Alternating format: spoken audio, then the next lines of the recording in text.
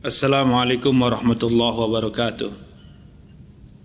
Innal hamdalillah nahmaduhu wa nasta'inuhu wa nastaghfiruh wa na'udzu billahi min syururi anfusina wa sayyiati a'malina. May yahdihillahu fala mudhillalah wa may yudlil fala hadiyalah. Asyhadu an la ilaha illallah wahdahu la syarikalah wa asyhadu anna Muhammadan abduhu wa rasuluhu la nabiyya ba'dah. Allahumma salli wa sallim wa barik ala Muhammad wa ala alihi wa ashabihi wa man tabi'ahum bi ihsanin ila yaumiddin, amma ba'd. Alhamdulillah, kita berada di bulan Sya'ban dan beberapa hari lagi insyaallah kita akan menemui bulan Ramadan, bulan yang di dalamnya penuh keberkahan, penuh kebaikan-kebaikan, bulan yang di dalamnya diwajibkan atas setiap muslim, baik laki-laki maupun wanita yang telah baligh dan berakal sehat, untuk menjalankan salah satu rukun Islam berupa ibadah saum atau ibadah puasa. Dalam kesempatan ini kita ingin menyinggung dua hal berkaitan dengan masalah ibadah puasa. Yang pertama adalah bagaimana hukumnya orang yang berpuasa tapi tidak menjalankan ibadah sholat fardu. Nah, ini adalah perkara yang bisa saja kita temui di sekitar kita. Orang yang rajin berpuasa, bersemangat dalam menjalankan ibadah puasa, terbukti dia walaupun ada makanan, minuman yang dia senangi di depannya, dia tidak menyentuhnya, dia tidak memakannya atau meminumnya karena dia sadar bahwa dia sedang menjalankan ibadah puasa. Namun disayangkan dia tidak menjalankan ibadah puasa, atau katakanlah dia menjalankan ibadah sholat maksudnya, namun tidak lengkap 5 waktu. Ada saja dari satu waktu ditinggalkan. Apakah sholat subuhnya, apakah sholat asarnya, apakah sholat maghribnya, bahkan ada pula yang tidak sholat sama sekali. Inilah yang akan kita bahas. Di dalam surah At-Taubah ayat 54, Allah Subhanahu wa taala berfirman, wa ma mana'ahum an tuqbala minhum nafaqatuhum illa annahum kafaru billahi wa bi rasulihi wa la ya'tunas shalah. Dan tidak ada yang menghalangi untuk diterima dari mereka infak-infak mereka atau sedekah-sedekah mereka, melainkan karena mereka kufur kepada Allah dan Rasulnya, dan mereka tidak menjalankan ibadah sholat. Jadi di dalam ayat ini Allah Subhanahu wa taala memberitahukan bahwa Allah tidak menerima ibadah seseorang. Dalam hal ini disebutkan adalah infak atau sedekah. Kita tahu bahwa sedekah atau infak adalah merupakan perbuatan yang sangat dicintai oleh Allah SWT, yang banyak memiliki keutamaan-keutamaan baik di dunia maupun di akhirat nanti. Akan tetapi tidak diterima oleh Allah infak seseorang dikarenakan salah satu penyebabnya adalah meninggalkan ibadah sholat. Jadi kalau ada orang yang dia itu katakanlah saking kayanya dia, di mana dengan tulus hati bersedekah 10 juta, 20 juta hari ini dibagikan kepada anak-anak yatim, fakir miskin, atau mungkin kepada panitia pembangunan masjid, pembangunan yayasan. Nah, ini asalnya adalah perbuatan yang sangat mulia, memiliki yaitu banyak keutamaan. Akan tetapi Allah Subhanahu wa taala tidak menerima, dalam arti orang itu tidak mendapatkan sedikit pun keutamaan dari bersedekah, walaupun secara nominal kita lihat tadi angkanya begitu fantastis, ya, begitu besar. Kenapa demikian? Karena dia tidak menjalankan ibadah sholat atau meninggalkan sholat fardu. Nah, demikian pula apabila seseorang melakukan ibadah-ibadah yang lainnya. Dalam hal ini adalah ibadah puasa. Dia berpuasa di bulan Ramadan. Mulai waktu subuh dia meninggalkan perkara-perkara yang bisa membatalkan ibadah puasanya. Tapi kemudian dia tidak sholat, maka sia-sialah ibadah puasanya. Di dalam sebuah hadis yang diriwayatkan Imam Bukhari, di mana Rasulullah sallallahu alaihi wasallam bersabda, "Man taraka salatal asri faqad habita amaluh." Dan barang siapa yang meninggalkan salat asar, maka gugurlah atau terhapuslah pahala dari amal solehnya. Jadi kalau ada orang hari ini dia berpuasa, kemudian dia tidak sholat asar, yang lainnya dia lakukan. Sholat subuh dia lakukan, sholat zuhur dia lakukan, sholat maghrib dia lakukan, sholat isya dia lakukan. Tapi sholat asar sengaja dia tidak melakukannya, sengaja dia meninggalkannya. Maka Rasulullah SAW menegaskan di sini, faqad habita amaluh, gugurlah pahala dari ibadah puasanya pada hari itu.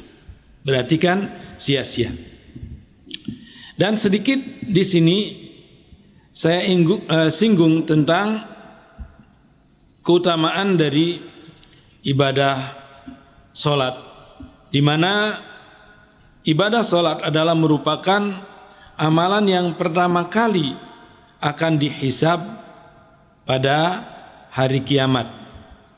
Sebagaimana dalam sebuah riwayat Rasulullah Sallallahu Alaihi Wasallam yaitu bersabda, "Inna awwala ma yuhasabu bihil abdu yaumal qiyamah min amalihi salatuhu. Fa in saluhat faqad aflaha wa anjah, wa in fasadat faqad khaba wa khasir." Sesungguhnya amalan yang pertama kali dihisab dari seorang hamba pada hari kiamat adalah salatnya. Apabila salatnya itu baik, itu dia salat dengan disiplin, dia menjalankan ibadah salat sesuai dengan yaitu contoh dari Rasulullah Sallallahu Alaihi Wasallam, ya, sehingga diterima. Maka Rasulullah Sallallahu Alaihi Wasallam bersabda, aflah wa anjah, dia beruntung dan dia sukses.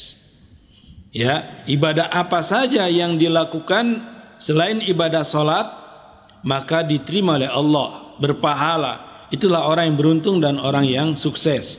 Sebaliknya, wa in fasadat, kalau salatnya itu rusak, ya, artinya dia sengaja meninggalkan ibadah salat, atau salat tidak memenuhi syarat, ya, atau menyelisih cara salatnya Rasulullah sallallahu alaihi wasallam, faqad khaba wa khasir, maka sungguh dia telah merugi, sungguh dia telah gagal dan merugi. Ya, jadi kalau dia enggak benar salatnya, maka ibadah-ibadah yang lainnya juga tidak diterima, termasuk ibadah puasanya. Ya. Nah, selanjutnya Rasulullah sallallahu alaihi wasallam bersabda, fa in intaqasa min faridati syai' qala rabbi azza wa jalla unzuru hal li abdi min tatawwu fayukammil minha man taqas minal faridah. Ya. Kemudian apabila ada salat fardunya yang ada kekurangannya, ya, artinya tidak sempurna salatnya itu dari sisi pahala, maka Allah Subhanahu wa taala berfirman, coba perhatikan, ya, apakah hambaku itu memiliki salat tatawu. Artinya apakah dia melakukan salat tatawu, umpamanya qabliyahnya atau ba'diyahnya yang disyariatkan oleh Allah melalui lisan Rasulullah sallallahu alaihi wasallam. Apabila ada, maka itulah yang akan menyempurnakan dari kekurangan salat fardu itu. Ya, nah ini menunjukkan bahwa ibadah salat demikian besar, yaitu perkaranya di sisi Allah Subhanahu wa taala, apalagi salat fardu. Salat sunnah saja banyak utamanya, apalagi salat fardu. Dan tadi sudah ditegaskan, apabila seseorang yaitu diterima ibadah salatnya, maka diterima ibadah-ibadah yang lainnya. Tapi sebaliknya kalau rusak salatnya, maka akan ditolak ibadah-ibadah yang lainnya. Hal yang kedua yang perlu diperhatikan bagi orang yang berpuasa adalah menjaga lisan. Ya, menjaga lisan dari perkataan yang tercela, dari perkataan keji. Rasulullah sallallahu alaihi wasallam pernah bersabda, "Man lam yada' qaula zur wal 'amal bihi falaysa lillahi hajah fi ayyada'a ta'amahu wa syarabahu." Barang siapa yang tidak meninggalkan perkataan dusta, malah dia melakukannya, maka Allah tidak butuh dari rasa lapar dan haus yang dia tahan. Artinya karena dia berpuasa sehingga dia menahan diri dari makan dan minum dan menyebabkan lapar dan haus. Namun itu semuanya tidak dipandang oleh Allah sebagai satu kebaikan.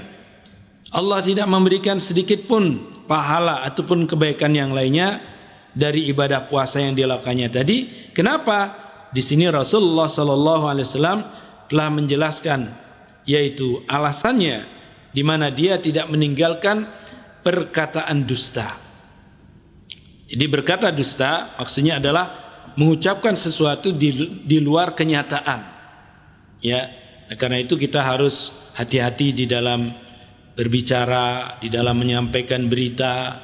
Kalau itu ternyata hoak, jangan kita sebarkan, jangan kita latah menyebarkan melalui medsos, apakah grup WA, Facebook dan lain-lainnya. Ya, lewat status. Kita teliti dulu kebenaran dari berita itu. Kalau ternyata memang benar dan bermanfaat apabila disebarkan, maka kita sebarkan. Tapi kalau ternyata hoak, kita ikut menanggung dosanya apabila kita sengaja menyebarkan berita tersebut. Sementara dalam hadis lain, Rasulullah sallallahu alaihi wasallam bersabda, "Idza kana yaumu shaumi ahadikum fala yarfuth wala yaskhab wala yajhal fa idza syatamahu ahad aw qatalahu falyaqul inni shaim." Jika pada hari salah seorang di antara kalian berpuasa, maka janganlah ia mengucapkan kata-kata yang keji. Jangan pula membuat kegaduhan dan juga jangan melakukan perbuatan seperti orang-orang bodoh.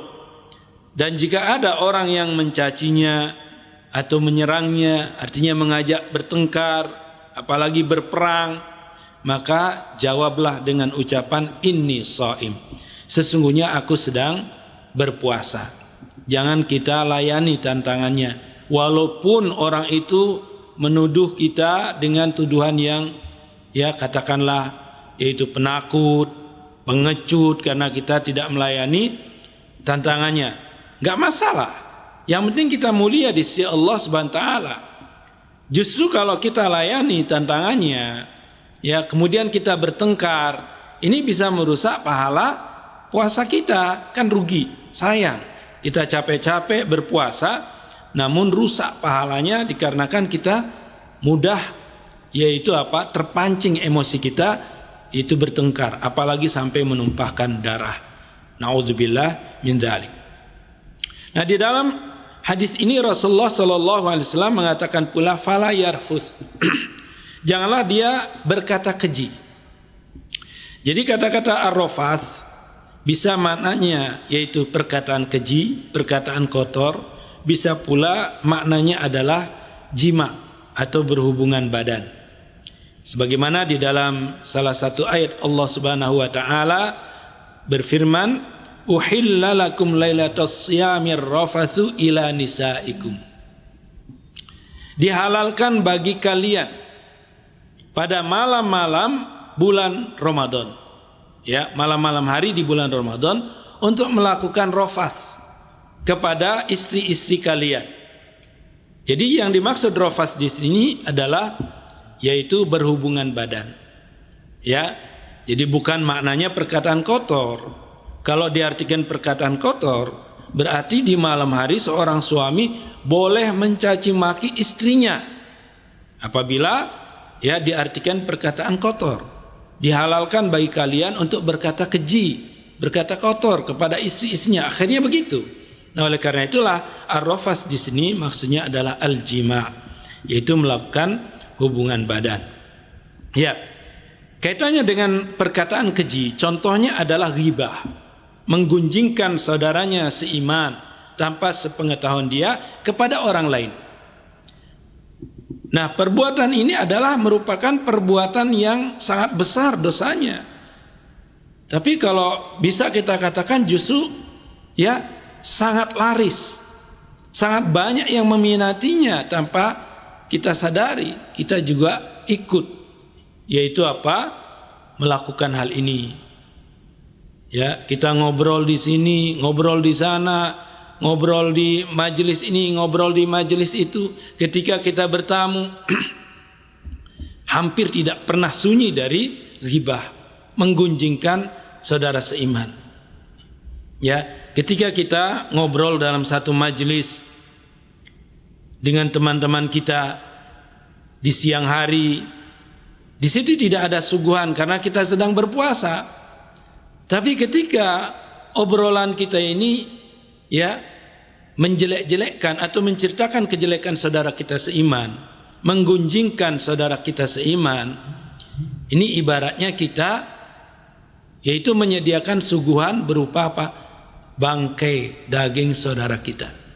Ayuhibbu ahadukum ayyakula lahma akhihi maitan fakarihtumu.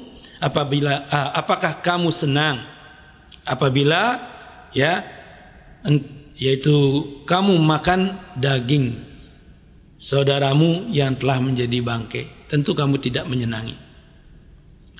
Nah, karena itulah kita hendaknya di bulan puasa, di siang bulan Ramadan kita berpuasa ya, menahan diri dari berkumpul-kumpul kecuali memang ada keperluan.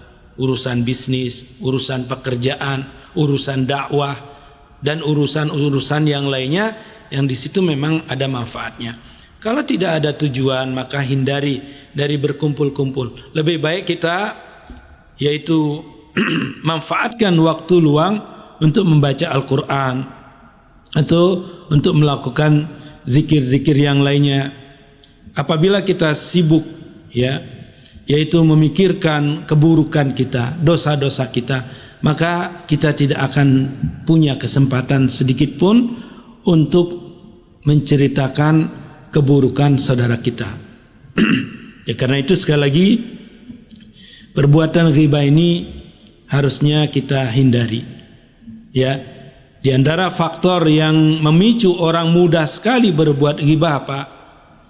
Yaitu supaya dia dipuji. Ya, umpamanya si A berbicara tentang keburukan si B di hadapan si C. Tujuan si A ini melakukan demikian supaya si C memandang bahwa si A itu lebih baik daripada si B. Nah, ini adalah satu sikap yang tercela. Dan sekali lagi ini di antara faktor yang menyebabkan orang mudah sekali berbuat ghibah. Ada pula karena melampiaskan dendam. Si A dengan si B bertengkar, namun karena si A ini merasa lebih lemah fisiknya, lebih lemah kedudukannya, tidak mampu untuk melawan. Kemudian pelampiasannya apa? Dia ceritakan keburukan-keburukan si B tadi itu kepada orang lain. Nah, ini tidak boleh. Ada pula niatnya bercanda, ngobrol-ngobrol supaya suasana menjadi apa? Rame lah istilahnya ya. Suasananya meriah. Kemudian menceritakan saudaranya seiman, yang lainnya kemudian tertawa, terbahak-bahak karena yang diceritakan itu adalah keburukan. Dianggap hal candaan. Ini juga tidak boleh. Ada memang alasan yang membolehkan seseorang menceritakan keburukan saudaranya seiman. Katakanlah seorang istri, dia punya suami di mana kasar perlakuannya atau sering menzolimi. Karena dia tidak tahan, maka dia ingin minta keadilan pada polisi umpamanya. Dia datang ke polisi, ke kantor polisi, dan ditanya oleh bapak polisi, kenapa Pak? Kenapa Bu? Ada masalah apa? Kemudian dia ceritakan keburukan suaminya. Ya, tujuannya apa? Supaya suami itu mengadili, supaya polisi itu mengadili suaminya yang berbuat kezoliman. Nah, ini boleh. Atau yang kedua, dia datang kepada seorang ustadz. Dia ingin minta nasihat karena keburukan suaminya, bagaimana sebaiknya. Sebab kalau tidak diceritakan, maka seorang ustadz tidak akan bisa memberikan pengarahan yang tepat. Ya, jadi dengan menceritakan keburukannya, maka ustadz tadi yaitu memberikan solusi, memberikan nasihat. Jadi maslahatnya ada. Nah, jangan ya seseorang itu curhat kepada teman akrabnya. Teman akrabnya pertama belum tentu dia bisa memberikan solusi secara Islam, ya, secara ilmu, secara ilmiah. Ya, dan yang kedua, belum tentu dia amanah. Walaupun dia mengatakan tolong jaga rahasia ini. Oh iya saya jaga. Tapi setelah itu dia menceritakan kepada orang lain, ini ya tolong dijaga ya, ini rahasia. Soalnya ini ya kasusnya temanku, ya. Kamu itu adalah teman akrabku karena itu aku hanya cerita kepada kamu saja. Akhirnya cerita lagi, terus dia lagi. Akhirnya satu kampung mengetahui keburukannya. Nah, karena itu jangan karena teman akrab ya, yaitu mudah curhat, menceritakan keburukan suami, keburukan yang lainnya, ini tidak baik. Pilih tempat curhat orang yang amanah, orang yang kita yakini bisa memberikan solusi secara syar'i. Dan ini kalau kita tidak mampu menahannya sendirian. Ya, inilah sekali lagi yaitu hal yang perlu diketahui apabila kita sedang berpuasa. Jaga lisan dari perkataan-perkataan yang tidak diridai oleh Allah Subhanahu wa taala. Inilah dua hal yang saya sampaikan, mudah-mudahan bermanfaat bagi kita semuanya, dan semoga Allah Subhanahu wa taala memberikan kemudahan pada bulan Ramadan ini menjalankan ibadah puasa di siang harinya dan menjalankan ibadah-ibadah yang lainnya. Demikian pula di malam hari kita mampu menjalankan ibadah yaitu salat tarawih berjamaah dari malam pertama sampai malam yang terakhir. Demikian pula amalan-amalan yang lainnya, ya, bersedekah, membaca Al-Quran, menjalin silaturahim, ya, hubungan baik dengan keluarga. Dan semoga Allah menerima seluruh amal soleh kita yang kelak menjadi bekal untuk bisa memasuki surganya Allah. Amin ya rabbal alamin. Subhanakallahumma bihamdika asyhadu an la ilaha illa anta astaghfiruka wa atubu ilaik. Assalamualaikum warahmatullahi wabarakatuh.